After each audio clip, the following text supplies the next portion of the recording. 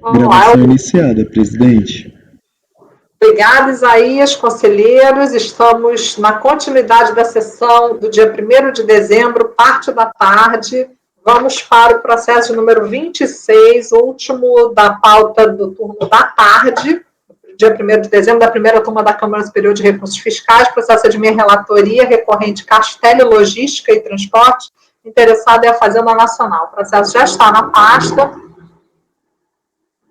E o relatório é o seguinte: recurso especial interposto pelo sujeito passivo, em amparo ao RICARF, né?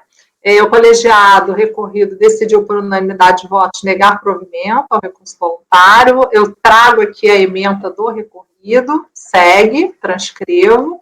O especial foi admitido relativamente à divergência interpretativa suscitada pela recorrente acerca das seguintes matérias.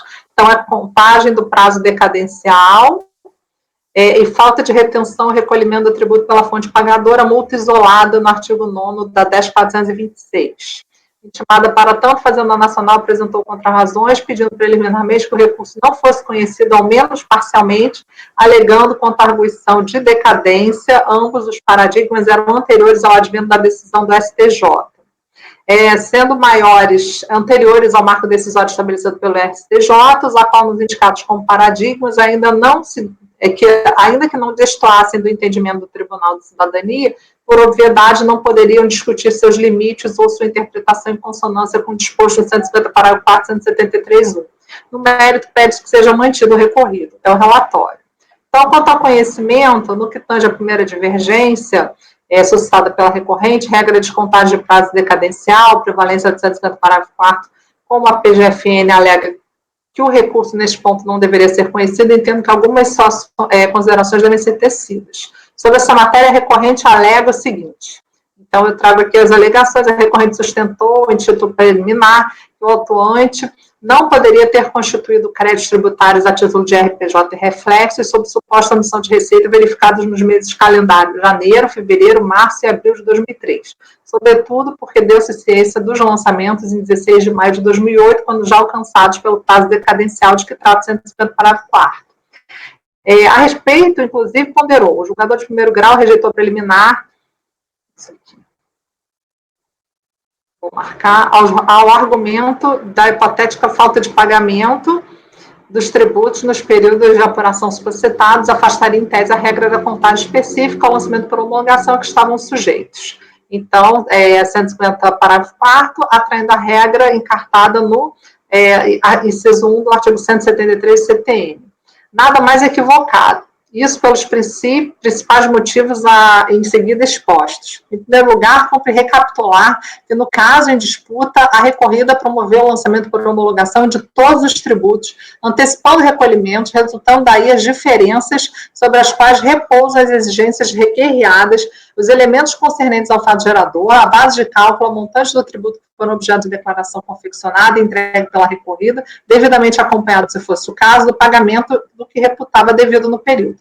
Não há que se falar em falta de pagamento no presente feito, tampouco via de consequência em prazo estabelecido pelo artigo 173 do CTN. A aplicação da regra por aqui é do 150, parágrafo 4 do mesmo Estatuto Legal.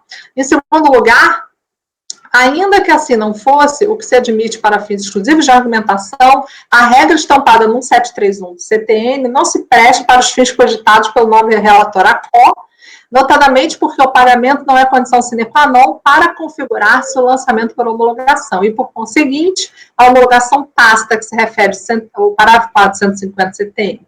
A propósito, as exceções a esse comando legal são lídimas, salvo se comprovado a ocorrência de dolo, fraude ou discriminação, com o que não se coadunam os fatos discutidos nesse processo fiscal. Tampouco admite requisito outro, não disposto no citado texto legal a dizer pagamento dos tributos autolançados. Quanto ao ponto da eminente conselheira relatora, em seu judicioso voto, limitou-se a transcrever emendas de citação da STJ sobre o rito do 543-C e artigo 62A do regimento dessa Corte Administrativa para efeito de sustentar que, na hipotética ausência de pagamento dos tributos, a regra de contagem a ser aplicada é a do 1731 do CTN, afastando assim o parágrafo 4 do 150 do mesmo diploma. Portanto, sendo certo que o ponto da discórdia citado pela insigne conselheira relatora no acordo recorrido reside na suposta ausência de pagamento como causa para o deslocamento da regra do prazo decadencial do parágrafo 450 do CTN, segundo a qual conta 5 anos de relator com recifaturador para aquela que trata o inciso 1º do 173 do mesmo estatuto e que o juízo aplicado nos acordos paradigmas é diametralmente oposto, sendo desinfluente falar-se em pagamento de tributos como requisito da aplicabilidade da regra encartada no dispositivo primeiro, resulta evidentes contrastes pontuais entre os julgados, estando cumprida a exigência regimental. Por seu turno, alega a recorrente que houve pagamento parcial, ainda que assim não fosse, a falta de pagamento de tributo sujeito ao lançamento por homologação não autoriza o deslocamento da regra que cuida do prazo decadencial do 150 parágrafo 4 para 1731, ambos no CTN. O despacho que examinou a admissibilidade, o recurso deu-lhe seguimento, mas apenas em relação ao acordo paradigma 9101, o que foi confirmado no reexame de admissibilidade. O 9101-00001. Por sua vez, alega a Fazenda Nacional que essa parte do recurso não deve ser conhecida, pois a questão sobre se houve ou não pagamento parcial é matéria exclusiva de prova, que não autoriza o manejo do recurso especial. O acordo indicado como paradigma foi exarado em data anterior ao RESP 973733, julgado pelo STJ sobre o rito 543-C. Pois bem, com todas as vênias, entendo não assistir razão à Fazenda Nacional quando afirma que o especial não deve ser conhecido nessa parte. Vai dizer que, em relação à alegação da recorrente, segundo a qual teria havido pagamento parcial, afirmar que não se pode reconhecer do recurso por ser reexame de prova vai de encontro ao apoio e circunstâncias das razões de decidir no âmbito do disposto pelo STJ na sistemática de repetitivos no RESP, já que eu citei acima, conforme a ementa. Então, eu transcrevo a ementa aqui, vou até o item 7, como fiz no anterior. Assim sendo, pelas razões do despacho de admissibilidade, conheço da parte ora questionada em sede de contrarrazões pela PGFN. Quanto à segunda divergência, suscitada pela recorrente, a falta de retenção e recolhimento de tributos ou contribuição pela fonte pagadora multa isolada, sobre essa matéria, a recorrente alega o seguinte: finalmente, a recorrente sustentou no subtítulo 9 que o autuante não poderia exigir-lhe multa isolada de que trata o nono da 10.426 por absoluta falta de amparo legal. A proposta temática em tela escreveu, aí eu trago aqui, por seu turno, a nome relatora, no acordo recorrido, defendeu a prevalência punição em textilha, inadmitindo a revogação da pena pela nova redação do artigo 9º da 10.426, conferido pelo artigo 16 da 11.488. Sucede que, contrariamente ao aventado pela terceira turma especial, outras turmas, câmaras desse CARF, sobretudo desta própria Câmara Superior de Recursos Fiscais, vem se posicionando de maneira diversa. Ele traz o 9202001886, o 102.48531, da segunda Câmara, do primeiro Conselho, e falando também da multa isolada revogação. Não havendo a Fazenda Nacional, em suas contrarrazões, apresentado qualquer fundamento que sustente seu pedido para essa parte do recurso, para que não seja conhecida, e também, por não haver vislumbrado razões em contrário, conheço dessa parte do recurso especial. Então, a admissibilidade, eu conheci de todo o recurso, tá? Quanto ao mérito, o sujeito passivo alega que, quando foi cientificado o lançamento, em 16 de maio de 2008, já se encontravam extintos pela decadência os créditos tributários relativos aos fatos geradores ocorridos nos meses de janeiro, fevereiro, março e abril de 2003. De acordo com o recorrente, estariam extintos pela decadência apenas o IRPJ e a CSLL, cujo fato gerador ocorreu em 31 de março de 2003, já que o sujeito passivo apurou lucro real trimestral em 2003, e o PIS e a COFINS, cujos fatos geradores ocorreram em 28 de 2 de 2003, 31 de 3 de 2003 e 30 de 4 de 2003, já que não foi apurada infração no mês de janeiro daquele ano. Pois bem, em relação ao IRPJ e a CSLL, é possível verificar pelo exame dos autos do processo que o próprio sujeito passivo informou em sua DIPJ não haver apurado no primeiro trimestre valores devidos e nem pagamentos ou retenções relativamente a esses tributos. O mesmo se diga em relação à DCTF do primeiro trimestre de 2003. Assim, não havendo nos autos comprovação de pagamento do IRPJ ou da CSL referente ao fato gerador ocorrido, não há como se acolher a alegação de decadência relativamente a esses tributos, pois se aplica a regra do 1731. Em relação ao PIS, o sujeito passivo informou nas DCTFs referentes aos primeiros e segundo trimestres de 2003 pagamentos apenas para o fato gerador ocorrido em 28 de 2 de 2003. Não informou o pagamento para os fatos geradores ocorridos em 31 de 3 de 2003 e em 30 de 4 de 2003. Nesse sentido, tendo havido pagamento parcial do PIS referente ao fato gerador ocorrido em 28 de 2 de 2003, aplica-se a regra do 150, parágrafo 4º, devendo-se, portanto, reconhecer a extinção por decadência do respectivo crédito tributário. Já o PIS, referentes aos fatos geradores 31 de março de 2003 e 30 de abril de 2003, como não houve comprovação, aí eu desloco para o 1731. Por fim, quanto a COFINS, o sujeito passivo informou nas DCTFs referentes a primeiro e segundo trimestre de 2003 pagamentos para os fatos geradores ocorridos em 28 de 2 de 2003, 31 de março de 2003 e 30 de abril de 2003. Daí, porque, com base no 150, parágrafo 4 do CTN, deve-se reconhecer a extinção desses créditos tributários. Quanto à segunda divergência, cumpre ressaltar que a recorrente efetuou, em 20 de 4 de 2004, em 20 de 8 de 2004, pagamento à pessoa física pela prestação de serviços de consultoria tributária. Daí porque estava obrigada a reter e recolher o imposto incidente sobre os rendimentos de 628 do Rio 99. Como não reteve o IR, a autoridade fiscal lhe impôs multa isolada prevista no nono do 10.426. Está lá o nome. Por sua vez, o 44, 1 e 2 do 9.430, assim prescreve. Nos casos de lançamento de ofício, serão aplicadas as seguintes multas calculadas sobre a totalidade ou diferença. 75% e o inciso 2 de fraude, intuito de fraude, definido no 71, 72, 73 da 4.502. Como se observa, a combinação dessas duas normas prevê a imposição da multa de 75 ou de 150, calculada no valor do IR, que deveria ter sido retido pela fonte pagadora. Posteriormente, a 11.488 alterou o 44 da 9.430, em razão disso também alterou o nono da 10.426 de 2002, os quais passaram a ter a seguinte redação. Então, 44, o inciso 1, 75% sobre a totalidade ou diferença de imposto ou contribuição, nos casos de falta de pagamento ou recolhimento, de falta de declaração e de declaração inexata. Aí o percentual de multa de que trata esse artigo será duplicado, também no caso de 71, 72, 73 da 4.502, e sujeita-se à multa do inciso 1 do caput do 44 da 9.430, duplicada na forma de seu parágrafo primeiro, quando for o caso, a fonte pagadora obrigada a reter o imposto ou contribuição no caso de falta de retenção ou recolhimento. Como se observa, as normas acima transcritas mantiveram a previsão da imposição da multa de 75% ou de 150%, calculado sobre o valor do IR que deveria ter sido retido pela fonte dos rendimentos. Isso posto, ao contrário do alegado pela recorrente, não houve revogação da multa em exame pela 11.488 de 2007 e confirma a decisão do recorrido. Então, a conclusão é a seguinte, em relação à primeira divergência da decadência, voto por conhecer dessa parte do recurso, eu conheço, e no mérito dou provimento parcial, porque reconheço a extinção por decadência do PIS, relativo ao fato gerador de 28 de 2 de 2003, e da COFINS relativo aos fatos geradores de 28 do 2, 31 do 3 e 30 do 4. Em relação à segunda divergência, eu também conheço, e no mérito eu voto por negar provimento. Então, no geral, conhecido o recurso, e no mérito dou provimento parcial. Até rimou, gente. É o meu voto.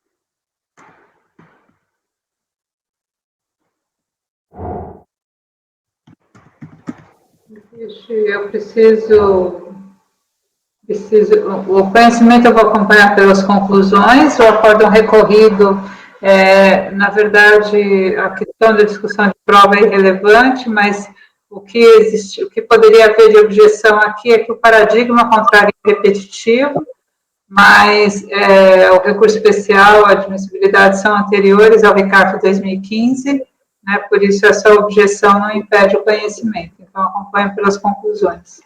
No mérito, para o IRPJ, já tenho IRPJ CSL, já tenho segurança para dizer que aplico o 150 relativamente ao ano calendário 2003, né, a apuração foi trimestral, e não foi desconstituída pela fiscalização, então houve apresentação de DIPJ e foi respeitada a forma de apuração escolhida pela contribuinte. Então, o primeiro trimestre de 2003, pelo 150, ele está decaído na medida em que a ciência, se não me engano, se dá em maio de 2003. Em relação a PIS e COFINS, existe a informação, a menção no seu voto, de que a DCTF é apresentada. E a DCTF, para mim, mesmo não havendo pagamento, ela é suficiente, além do que é preciso passar pela DIPJ aqui para ver como é que está a informação de PIS e COFINS nessa DIPJ. Ainda não a encontrei.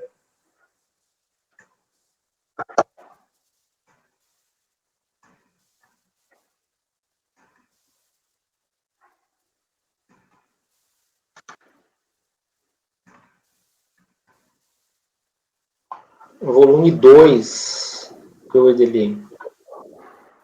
Tá, no volume 2, ali, a partir das folhas 213 do arquivo.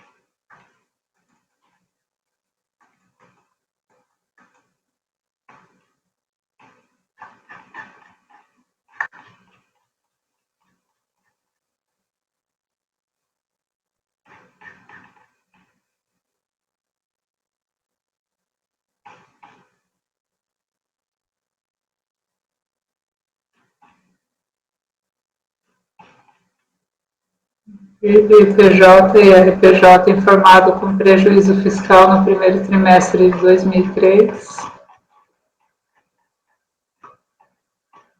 CSL também informada com base negativa no primeiro trimestre de 2003.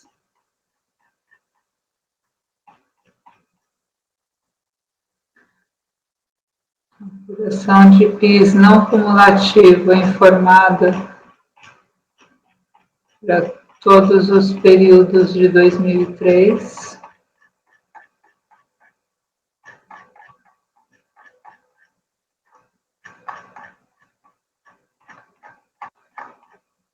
Possivelmente a razão de não ter pagamento em todos os meses, né? Apuração de saldos credores em alguns períodos.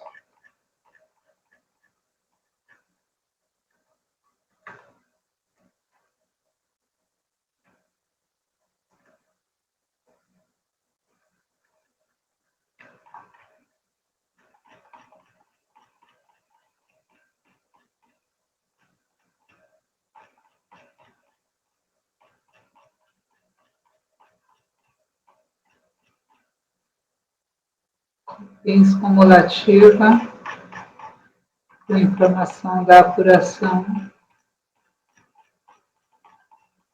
para todos os períodos.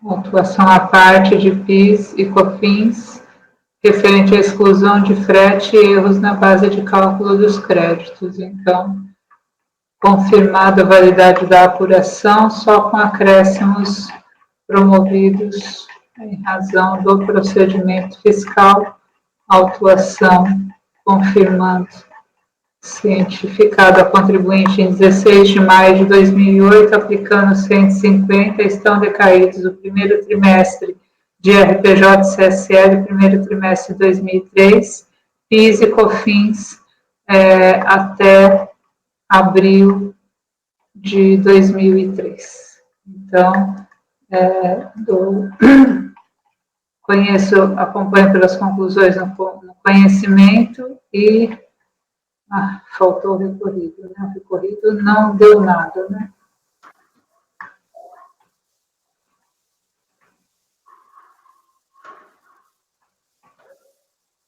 Em relação à primeira divergência, você está dando provimento parcial para decair do PIS, ocorrido em fevereiro, COFINS em 2, 3, 4. Então, na primeira divergência, dou provimento parcial em maior extensão. Na segunda divergência, acompanho integralmente.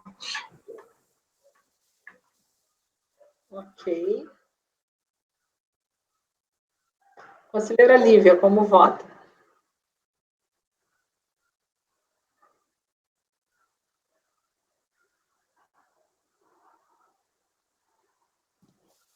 Acompanho conhecimento. No mérito, quanto à primeira questão, eu dou provimento integral, porque houve DPJ e DSTF, eu considero essa informação como suficiente, considero então que decaiu. E quanto à segunda matéria, com a relatora. Quanto à questão de fato de retenção de recolhimento muito isolado. Ok, conselheira Viviane. Eu acompanho a relatora para conhecer, o conhecimento acompanha, a segunda matéria acompanha também.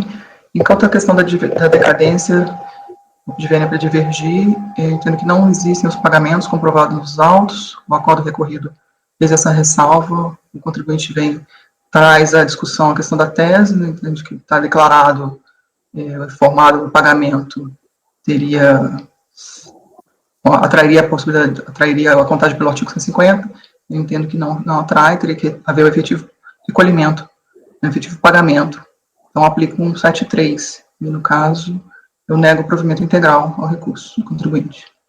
Mas e na segunda matéria? Nego integral, na segunda acompanha a relatora. Já falei. Tá, ok. Conselheira Amélia, como voto? Eu conheço e no primeiro item eu acompanho a divergência na verdade, a divergência da Lívia, né? E no segundo eu abro a divergência também para dar provimento, que eu entendo que há aqui a aplicação da retroatividade benigna, né? Então, no segundo... Viviane, peraí, você negou o provimento, o recurso é da Fazenda. Isso. Então, você dá provimento, né? No segundo, Isso. você deu... Não, Amélia, peraí. Peraí, agora a Viviane, ela negou o provimento. O recurso é da Fazenda. Então, a multa... Do contribuinte, presidente. Ah, desculpa, eu estou... Tá certo. Tá certo. Você negou o provimento, tá certo. Amélia... na decadência. Tá certo. A Amélia deu provimento e na segunda matéria negou o provimento. Deu provimento. Não, a segunda também deu provimento. Então, ele dá por provimento conta da retroatividade benigna. Integral. Isso. Deu integral. Tá. Conselheiro Tozé. Fernando. Tem que copiar isso aqui tudo depois. Edeli, pode falar. Edeli quer falar antes. Pode falar, Edeli. É porque eu acho que o meu voto é o mesmo da Lívia, né? Eu dou provimento, porque é o que o contribuinte está pedindo a aplicação do 150. Dá provimento, tá. Então, aí já abre a divergência aqui, né? Dá provimento, tá. E aí a Lívia acompanhou, tá. E a Viviane negou, e a Amélia votou com a Lívia, certo, Amélia? Você deu provimento no segundo item eu abro divergência da multa. Ah, tá, ok. Negou provimento aqui. Tá certo. Não, eu dei, né? Deu provimento, tá certo. Fernando. Presidente, então acompanha a divergência das conselheiras Edeli e Lívia, né? Tá. Ok. Conselheiro Tozelli, como vota? Presidente, eu acompanho a divergência da doutora Viviane. Nego, total. Nego total. Tá. Conselheiro Caio?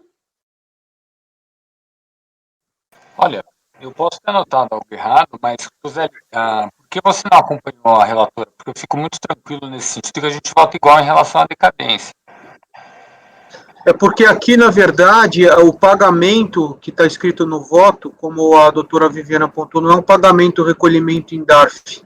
É porque parte do valor foi incluído no CTF. E aí eu acho que é o único ponto que eu e você, doutor Caio, a gente diverte. Eu anotei aqui, que quando veio o seu voto, falei, mas é claríssimo, Tosé. Obrigado. Presidente, eu lhe acompanho pelas lhe acompanho pelas conclusões em relação à decadência e na segunda matéria acompanho integralmente sem ressalva. Agora vocês vão ter que me ajudar a montar isso aqui, gente.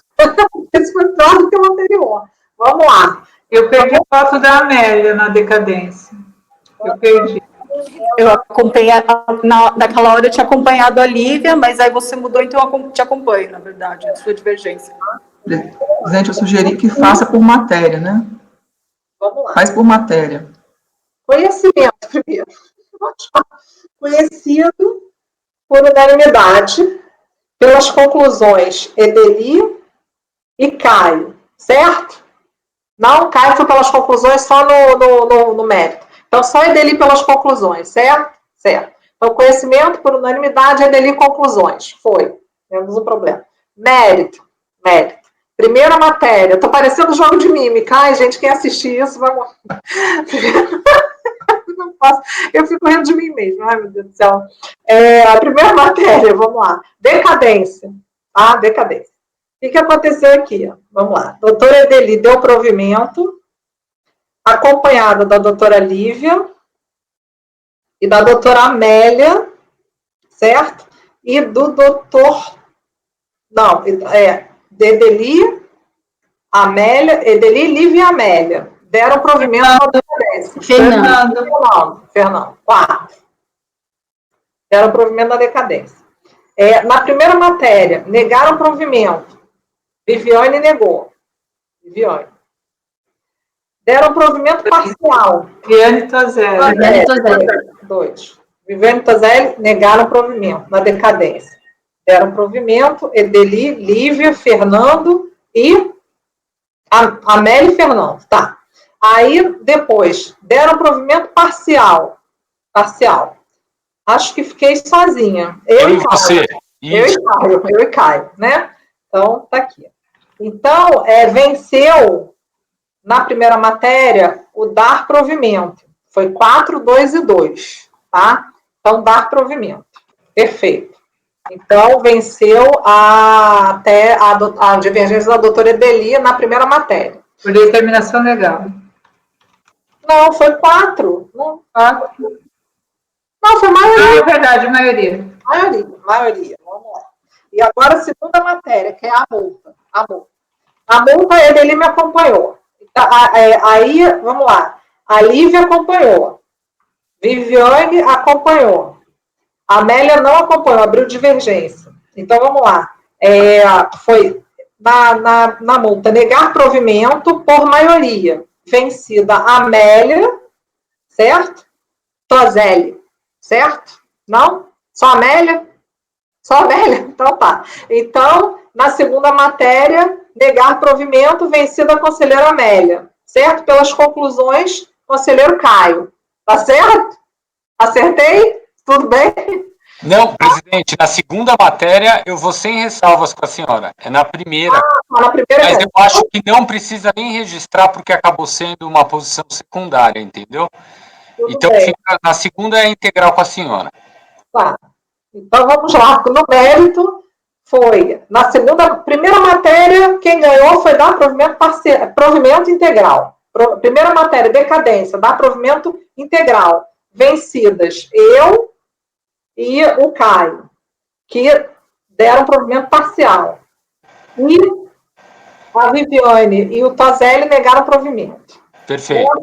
Tá. Na multa, foi negar provimento por maioria, vencida a conselheira Amélia, certo? Então, só temos um voto vencedor da decadência pequeno, tá?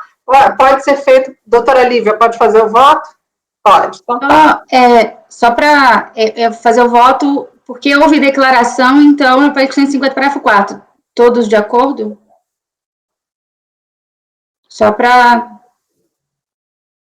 Gente, vencemos. Doutor Tozelli, pode falar. Doutor Fernando quer falar também? A minha dúvida aqui, presidente, é que eu não sei se é... Porque, assim, tem gente que afastou toda a decadência, tem gente que reconheceu toda a decadência, e tem 2 votos que conheceram parcial. Então, não sei se a lógica me falha agora, mas por lógica, prevaleceria o voto parcial. Porque quem deu, não é isso? Não. Quem afastou... Posso? Fala, Caio, fala. Formou maioria para o provimento integral. Então, a nossa parcialidade já foi absorvida pela prevalência da maioria. Então, era essa a minha dúvida. Segue o jogo. Mais um... Como é que chama aquele da matemática? Contido e contém. Exato. Interseção, isso aí, meu Deus. Então, gente, é isso, superamos. O doutor Fernando quer falar? Fernando, por favor. Presidente, a dúvida é só na multa, se a Amélia dava provimento ou provimento parcial. Não, a Amélia dava provimento, ela é retroatividade benigna. Não é isso, Amélia? Você deu provimento. Tá certo. Tá? Então, ok, conseguimos. Tá claro? Ficou claro? Acertamos? Então, o último da pauta é Isaías, por favor, pode interromper a gravação.